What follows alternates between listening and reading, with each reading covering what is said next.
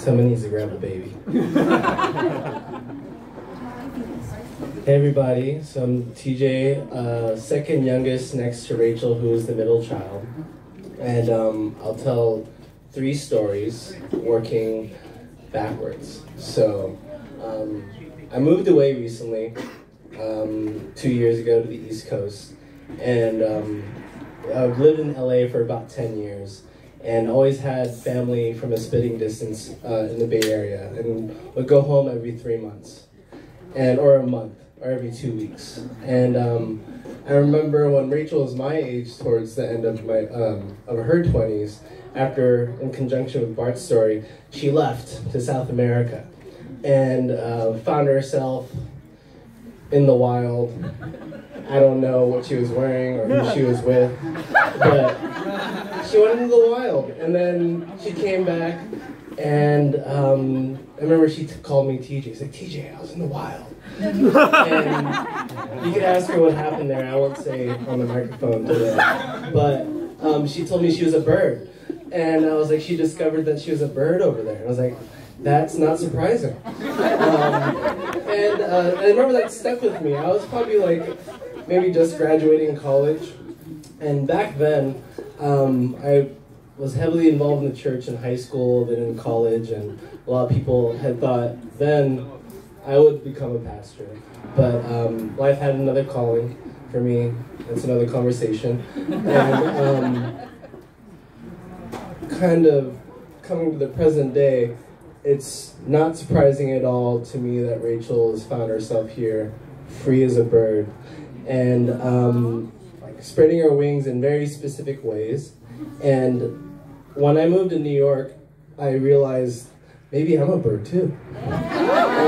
Maybe I can fly away and discover myself. And it's a different form.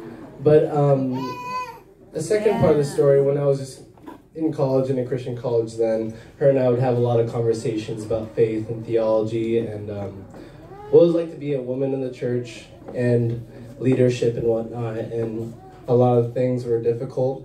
And I just told her, like, Rachel, as long as you have faith and you love people and you read the Bible and figure out interpretation and what that means for people and what that means in your heart, that's all that matters. And as y'all know, like, Lutheran denomination is very different from what's commonly known.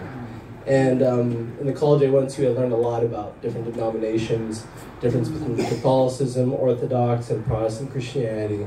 And throughout my 20s and throughout my maturation with Rachel, having different conversations, I just realized, like, I don't think it's me, I think it's you. Yeah. And going back, further back, we all learned something from Rachel or about Rachel. Either it's words of encouragement, a call or a text out of nowhere. Bart and her were roommates in their 20s. Rachel and I were bunkmates in my elementary years and when Rachel was in middle school. We have a 5-year difference. And we were in a trundle bed. So every single night, I would hear all of our conversations on the phone. And so they weren't prayers then, they were a lot of conversations. It's nothing bad, it's just middle school talk.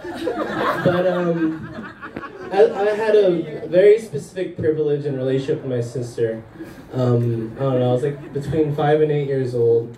And there'd be so many nights where she would share a lot with me.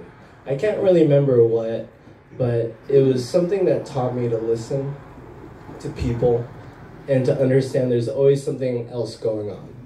To understand that there's always more than meets the eye. And that's a big thing about Rachel that I've always latched onto as a younger sibling.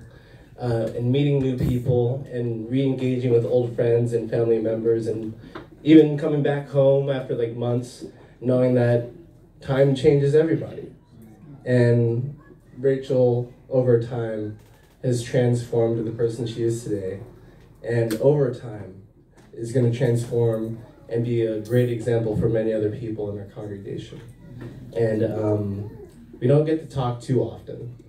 And we're not always together, but in this day I thought about No, and we dance with candles. We're emceeing, we're throwing water at everybody, blessing everyone. And I just want to share, it was really great to express my love for you, Rachel, and for when I was a kid that you really taught me to listen to people and to engage and understand.